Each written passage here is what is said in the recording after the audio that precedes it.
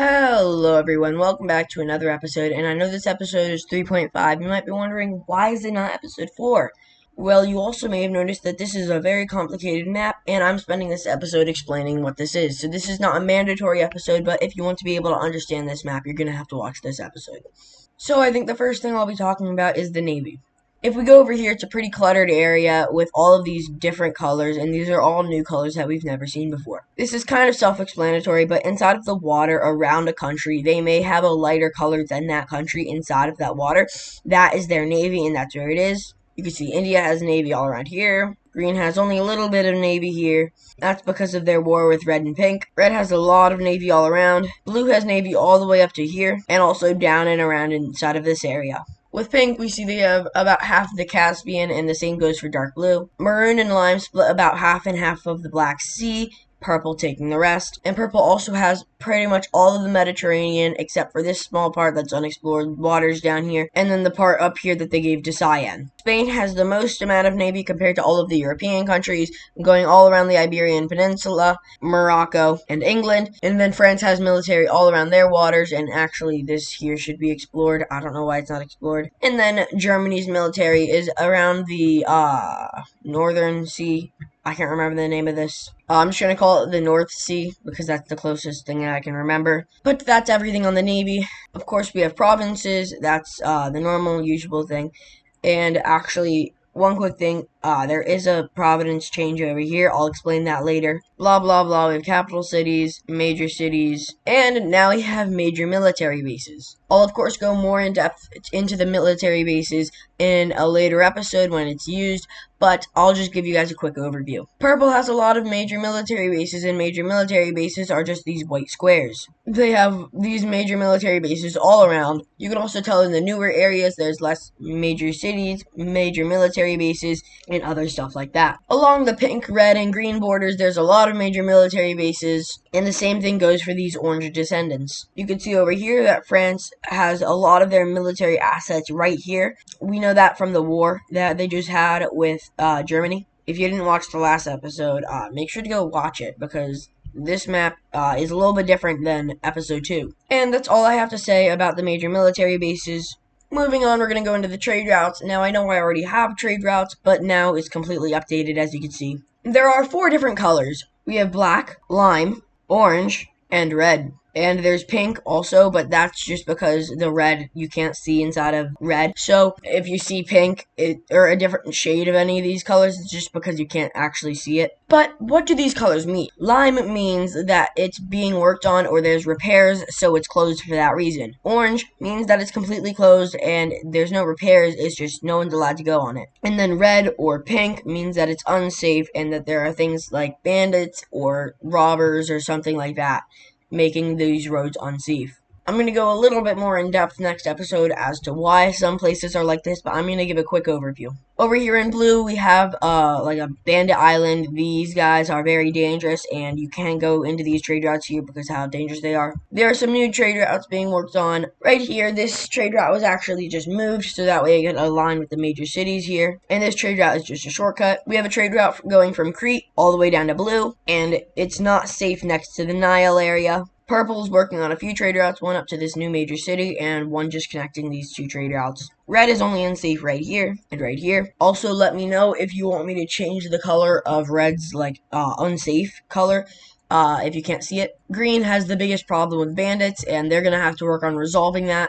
Pink is working on some new trade routes. All of Lime's trade routes are unsafe. This new trade route here is unsafe. These trade routes are being worked on. France's trade route here is unsafe. Down here in Morocco, this trade route is closed because it's unsafe. And if you see a bit of a pattern, there's like 2 things going on. So for example, this trade route here is closed because it's unsafe. Spain is working on this new trade route all the way down through Morocco. But that's all there is for trade routes. And this is a really big update of a map. This map is mainly for me, but I may pull it up just to show you guys some stuff sometimes. But this is a terrain map, and it's just to really kind of show me like other stuff, like for example, where the Himalayas are, where the Alps are, and just like main stuff in general. For example, now I can see the equator line.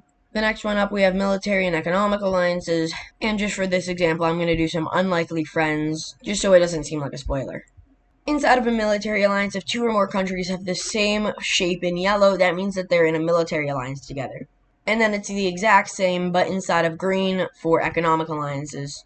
Inside of economic alliances, you guys don't have to protect each other, and it's really just used for trading and currency. And military alliances is for allies in military and wars, and they'll help you. Moving on from that, we have an entire new map, which is really just a religion map, and I'm going to do a quick rundown of this. Over here in India, we can see this is kind of a mixing pot, but they do have their own religion. And if there's any other different shades of a religion or color, that means it's just a different way of practicing it.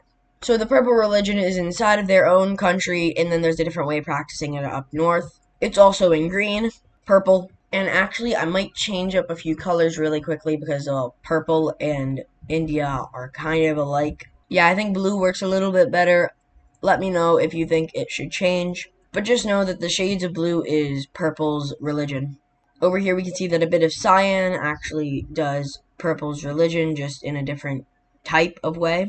Also in purple we have India's religion, and orange's religion is still around. Lime has a different way of practicing it. And then over here in purple we have a different way of practicing it here too. Pink also has their own religion, and inside of their original area, it's practiced the same way as it was originally. But in their newer / country area, it's practiced differently. And you can also see inside of green, it's also there. And green is just a full mixing pot of religions too. But this one's actually a mixing pot because it doesn't have their own religion. Inside of red, we can see that most of it is practiced the original way. But up here in the Mesopotamia area, it's practiced differently. And the same goes with a bit of blue. That's all there is about religion, and it's time to move on to the best one, I think. Rivers and lakes. This map shows me the biggest rivers, the biggest lakes, all around the world, and it can help me with border drawing. So one thing from before is I mentioned that this border is a little bit weird. That's because it follows this river, and then I guess Cyan just purchased these new provinces from purple. If I pull out the provinces map, we can see that a lot of the provinces actually follow along these rivers all across the world. Here, here, here, here, over here. Don't look at this. I didn't know it went this way, okay? We're going to fix that next episode. And the point of these lakes and rivers is really just to help me figure out where stuff is and how to draw borders. And it can also help us with military stuff. So let's say someone's trying to attack pink, but they're not able to cross this river because of certain issues with crossing the river. And that's really everything that there is to it. I don't think there's really anything else. Oh, yeah, one thing. Sometimes the religion also follows these rivers. And to be honest, it's just because, well, some people just don't cross the river, and then this religion is just encased inside of that river. Just thought that was a little bit of a cool thing to show. We also have the culture, and it's pretty much the same thing as religion, except there's only two shades. So inside of the original country, if it follows that original culture, then that country color stays the same. But inside of a different country, if it follows that culture as well, it will be that country but lighter. So for example, a few things that we can see from this is that right here where green, red, and pink all intersect, there's a big mixing pot of green culture, which is right here, red culture, which is right here, and pink culture, which is also right here. I forgot to add the green, but now the green is there. Inside of India, they don't have their own culture because, like I said, this is a mixing pot because countries all around the world, including purple, red, blue, and green, all went to settle in here. So we could see that this is a big, giant mixing pot. Some of it is actually divided by river, just like the red, the green, and the purple. Up here, all of these countries and a bit of pink has followed the orange culture for a while. And then all of the European countries follow the purple culture. So if it's a lighter color, that means it's slightly different, or it follows the same type of culture, just in a slightly different way. But thank you guys all so much for watching, and I know this was a short episode, but it was just explaining stuff, and this is an optional episode, but you're going to need it for what's going to happen in the next episode. I'm not going to tell you what's going to happen in the next episode, but some stuff will go down. But just a quick recap, we have rivers and lakes so we can make better borders. The Navy is inside of the water and it shows who has control over what waters. Inside of the trade routes, red means it's unsafe, green means it's being worked on, and orange means it's closed. Major military bases are all of these small white squares. We have a new terrain map. There's military and economic alliances, however, none of those are here yet. We have religion and culture. But thank you guys so much for watching this episode, and make sure to tune into the next one, because this was like a filler episode, kind of. It's going to be coming on a Wednesday, so it's not like a full series one. But yeah, thank you guys so much for watching, and until next time, see ya!